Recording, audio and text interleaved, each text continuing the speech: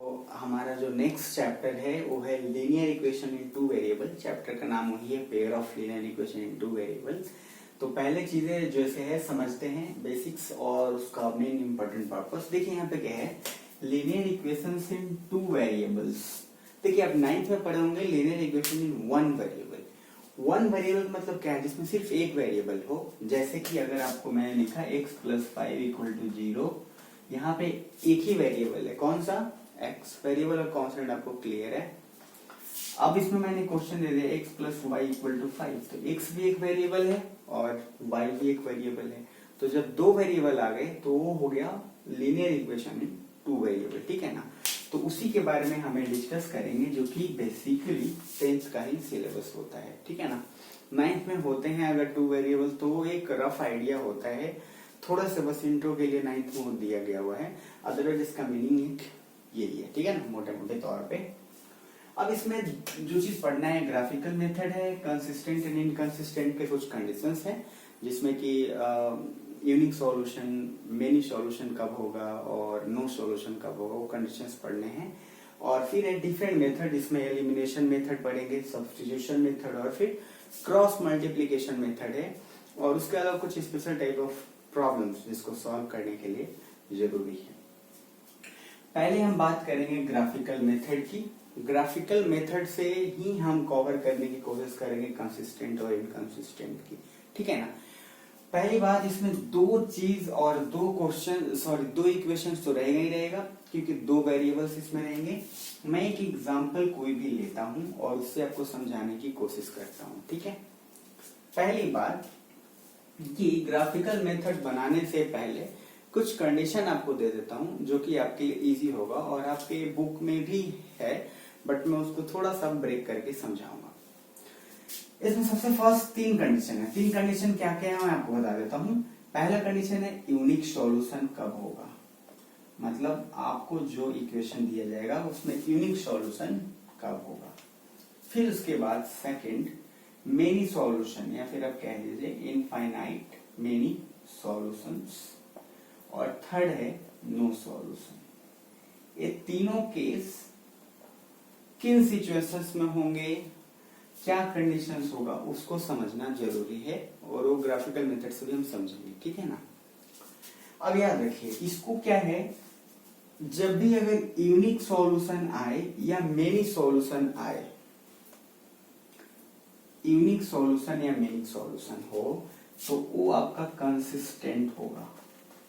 मतलब आप दो इक्वेशन को सॉल्व कर रहे हैं और उन दोनों इक्वेशन को सॉल्व करने के बाद आपको या तो उसमें यूनिक सॉल्यूशन आ रहा है या मेनी सॉल्यूशन। याद रखिए, अभी कंडीशन मैंने नहीं बताया यूनिक सॉल्यूशन में, मैं बताऊंगा, बट अभी आपको एक टेबल के नाते आपको थोड़ा पहले आइडिया हो जाए, इसलिए मैं चीज कर रहा हूँ। तो जब अगर उसका यूनिक सॉल्यूशन और मेनी सॉल्यूशन, मतलब सीधा सा कहने के बाद थे कि कोई भी सॉल्यूशन आए, बस चाहे एक सॉल्यूशन हो, चाहे 1000 हो, चाहे 2 हो, चाहे लाख हो, ठीक है, तो कंसिस्टेंट होगा। और अगर उसका कोई सॉल्यूशन नहीं है, एक भी सॉल्यूशन नहीं आ रहा है, पॉसिबल ही नहीं है, तो वो आपका होगा इनकंसिस्टेंट। तो आप अपना पहला डाउट तो यहीं पे क्लियर कर लीजिए कि कंसिस्टेंट और इनकंसिस्टेंट क्या है, क्योंकि आपके बुक में थोड़े पैटर्न वाइज नहीं आगे पीछे करके दिया हुआ है, तो आप यहीं पे क्लियर रखिए, ठीक है। अब सवाल ये आता है कि यूनिक सॉल्यूशन मेनी सॉल्यूशन का क्या कंडीशन होगा, क्लियर है ना। तो कंडीशन क्या होगा उसको समझिए। अब इसको एग्जांपल से भी पहले एक और इसमें कंडीशन अलग तरीके से समझा देता हूं। मान लीजिए आपके पास दो इक्वेशन है और आपने उसको ग्राफ पे ड्रॉ किया। आपने उसको क्या किया, ग्राफ पे ड्रॉ किया।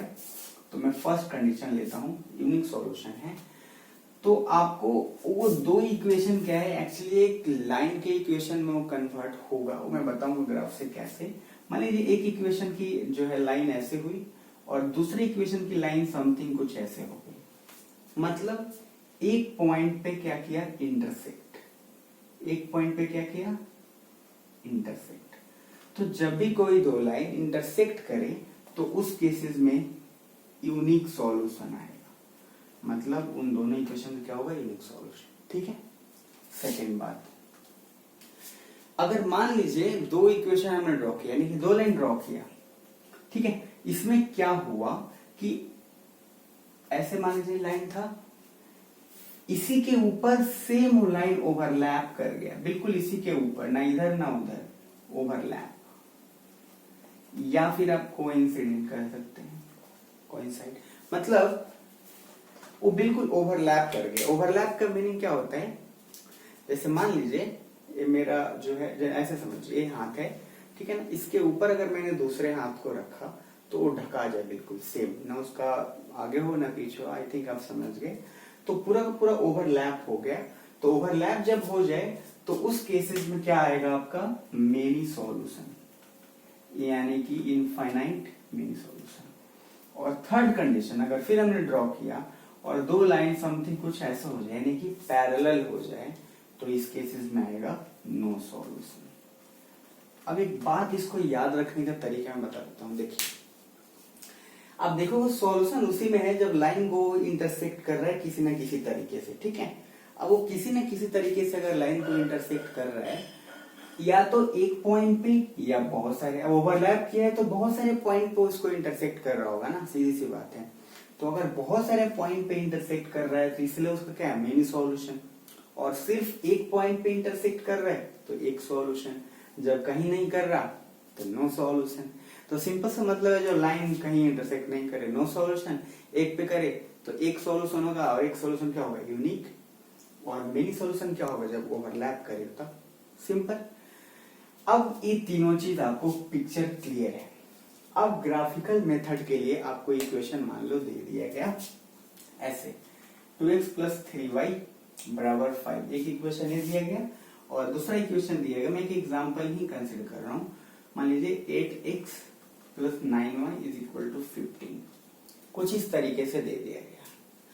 अब आपको ग्राफ बनाना कैसे, देखिए आप बचपन में जैसे ग्राफ बनाते थे ना, मतलब बचपन में 5-6 में, उसी तरीके से इसमें भी ग्राफ बनाना है। कुछ इसमें है नहीं, बस आपको खुद से वैल्यू कैलकुलेट करना है, ठीक है।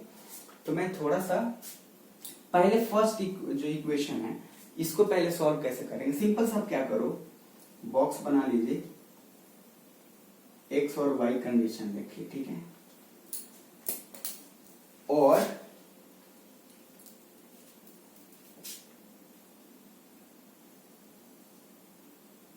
और एक्स और वाई कंडीशन के बाद आप पहले एक्स की एक वैल्यू 0 रखिए। मैं अभी सिर्फ फर्स्ट इस इक्वेशन की बात कर रहा हूं, ठीक है। एक्स की वैल्यू आपने क्या रखी, 0। तो एक्स को इसमें 0 पुट करेंगे तो वाई की वैल्यू क्या आएगी, 5/3। रफ आइडिया एक रखिएगा सिर्फ, ठीक है। फिर x की वैल्यू मैं 1 लेता हूं, आप कुछ भी ले सकते हैं, लेकिन बस 0, 1, 2 कम ही लीजिएगा ताकि कैलकुलेशन भी इजी हो। x की वैल्यू हमने 1 ली तो y की वैल्यू क्या हो जाएगी, फिर से 2 × 1 2, 5 - 2 3/3, y की वैल्यू हो गई 1। तो एक इक्वेशन का एक यहाँ पे बना। अब इसका ग्राफ अपने यहाँ पे ड्रॉ किया कैसे, x की वैल्यू जब 0 थी तो y की वैल्यू क्या है, 1। तो मान लीजिए 1a है, 2 3 ऐसे। तो x की वैल्यू 0 तो y की वैल्यू, यानी कि ये पॉइंट हुआ, ठीक है। फिर x की वैल्यू 1, यानी कि x इधर 1 2 3। तो x की वैल्यू जब 1 थी तो y की वैल्यू क्या है, 1, दोनों 1 1, यानी कि कौन सा पॉइंट हुआ, ये वाला। तो ये 2 पॉइंट हुआ। अब इन दोनों को मिला दिए तो एक स्ट्रेट लाइन बन गया, ठीक है। अब इसी तरीके से इस इक्वेशन का वैल्यू लेंगे, ठीक है। अब इस इक्वेशन का वैल्यू लेंगे तो फोर्स इस तरह से बॉक्स बनाएंगे, x और y ले लेंगे आराम से, थोड़ा सा क्लियर आई होप वो दिखेगा। फिर 0 लेंगे, x 0 लेंगे तो y आएगा 15/9, ठीक है। ओ सॉरी, फर्स्ट वाले में जो था x 0 था तो y 5/3 था, सॉरी, ठीक है ना। तो ये भी 3 5/3 था तो उसको डिवाइड करोगे तो क्या 1 पॉइंट समथिंग कुछ आएगा, यानी कि 1 से थोड़ा ऊपर होगा, यानी कि यहाँ होगा, ठीक है ना। तो ये सॉरी इसके लिए, तो ये पॉइंट यहाँ होगा, तो ये लाइन कुछ ऐसा हो जाएगा, ठीक है। 1 से थोड़ा ऊपर है, 5/3 1.6 के करीब आएगा, तो 1 और 2 के बीच में होगा, ठीक है। यहाँ पे फिर 0 और क्या है 15/9, तो ये भी समथिंग आपका 1 पॉइंट कुछ होगा। तो x 0 तो y भी 15.9, तो 9 से करोगे आप, ये भी लगभग 1.6 के करीब जाएगा। फिर x की वैल्यू 1 लो, इसमें पुट करो तो 15 - 8 7/9 आएगा, ये 0 पॉइंट समथिंग। तो x की वैल्यू जब 1 लोगे तो y की वैल्यू 0, यानी कि यहाँ पे हुई। जब इसको ड्रॉ करोगे तो एक लाइन पे इंटरसेक्ट करेगा, इसका मतलब एक पॉइंट पे, इसका मतलब क्या है, इसका जो सॉल्यूशन आएगा वो यूनिक सॉल्यूशन आएगा। अरे समझ, इसी तरीके से जब आप ग्राफ के हेल्प से बनाओगे तो जब इस तरीके से लाइन है तो नो सॉल्यूशन, और अगर पूरी ओवरलैप कर जाए तो मेनी सॉल्यूशन।